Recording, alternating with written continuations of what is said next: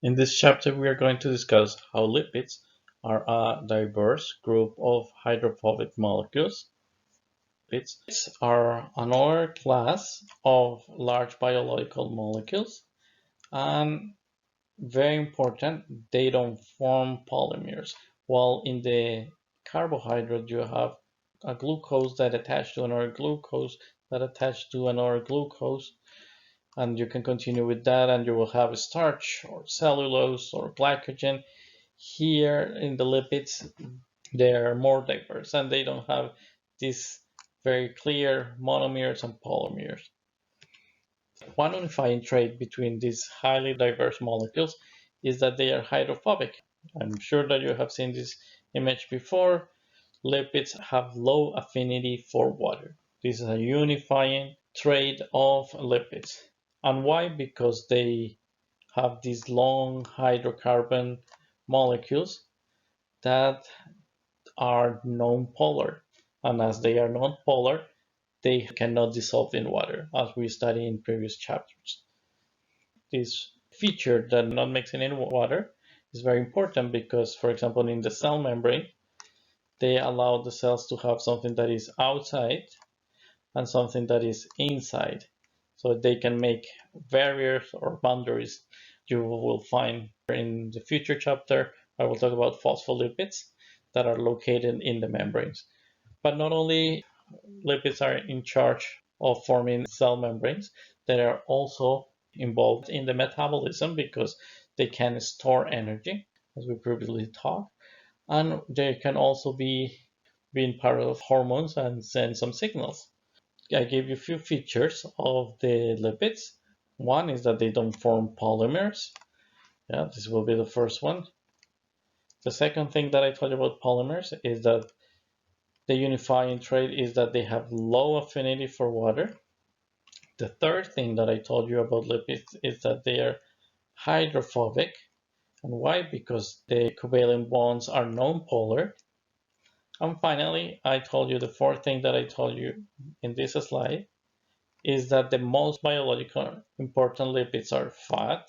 They store energy. Phospholipids that are involved in the membranes, like here, and esteroids. They are hormones that send signals. In this slide, I'm going to talk about what is the composition of fats. And they are composed of two main molecules, fatty acids and glycerol. So this is the classical example. Here you have the glycerol molecule, and here you have your fatty acid. And in the glycerol, you have a carbon skeleton formed by 1, 2, and 3 carbons. And beside the carbon, you will have a hydroxyl group. And in the fatty acid, you have again a carbon skeleton. Here you have your carbon skeleton.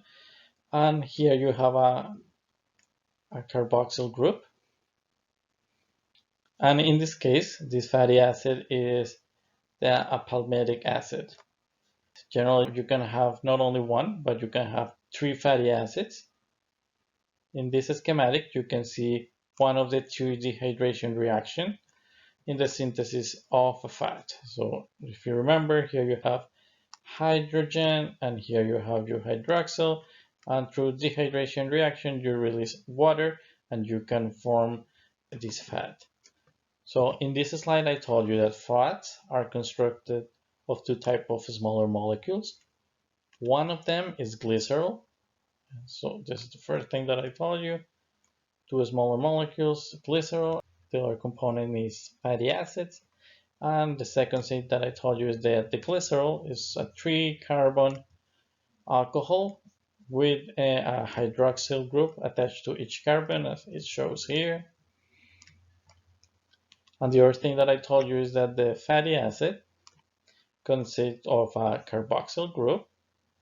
Here you can see the carboxyl group here, attached to a long carbon skeleton. And finally, I should talk about the dehydration reaction between the glycerol and the fatty acid. Now I'm going to talk about fat and about the ester linkage and the variation between fatty acids. So in the previous slide, we talked about that the name of this molecule is glycerol, and here you have fatty acids, and here you're not going to have one ester linkage, you can have 1, 2, and 3. And in this case, this molecule is called triglycerol or triglyceride. When you join the glycerol and the fatty acid, the combination using an ester linkage will create a new molecule that is a fat molecule. Now I want to show you how the fatty acids can vary. And one of the reasons that they can vary, if you see this carbon skeleton is longer than this one. And this is a way that they can vary. So you can have ones carbon skeleton that are very long, other ones like this one that are very short, and this can produce some variation. Another way to produce variation is by producing a double bonds. So imagine you see this, I'm going to disappear this hydrogen here in the bottom. If you see, I remove it. So I remove this hydrogen and I replace it by a double bond. Yeah, this is another way that you can create variation, removing the hydrogen. And imagine that I don't want to remove only one. I remove this one and I create another double bond, or I can remove it in this one here on the top and can have a double bond. So another way that they can vary different fatty acid is not only by the number of carbons in the carbon skeleton, you can have long and short, but also in the number of double bonds. Here you have one double bond, two double bonds. Here on the top you have only one double bond, and in the second one, the one in the middle, you have no double bonds. And this can also create variation in the fatty acids. And this variation, when you have the presence or the absence of fatty acids, it can be called saturated or unsaturated. So in the second one, let me put it in green, this one, you see that there is no more space to put another hydrogen. All the carbons are saturating the carbon skeleton. So this will be called a saturated fat, because there is no way to put more hydrogen there.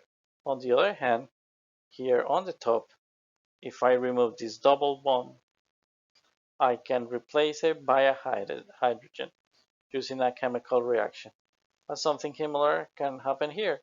I can remove these two double bonds and replace it by a hydrogen. And so here and here I replace it by hydrogen, and that is called an unsaturated. Unsaturated. I talk about three things here. I told you that first thing that I told you is that three fatty acids are joined to glycerol by an ester linkage. So remember this name, ester linkage, and they can create a triglycerol or triglyceride. Then I talk about the variation in fatty acids. So remember, and one of the reasons why they vary is because of the length.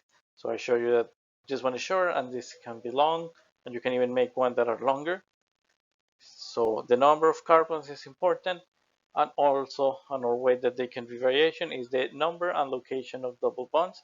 So you can have, here you have no double bond, here you have one double bond, and here you can have two double bonds. These can create variation in the fatty acids, and depend on the number of double bonds, they can be saturated, like in the case of the green one, saturated like this one, because the fatty acid, in the green one, in the one in the middle, because the hydrogen is saturating all the carbon skeleton, or they can be unsaturated, like in the other two cases, due to the double bonds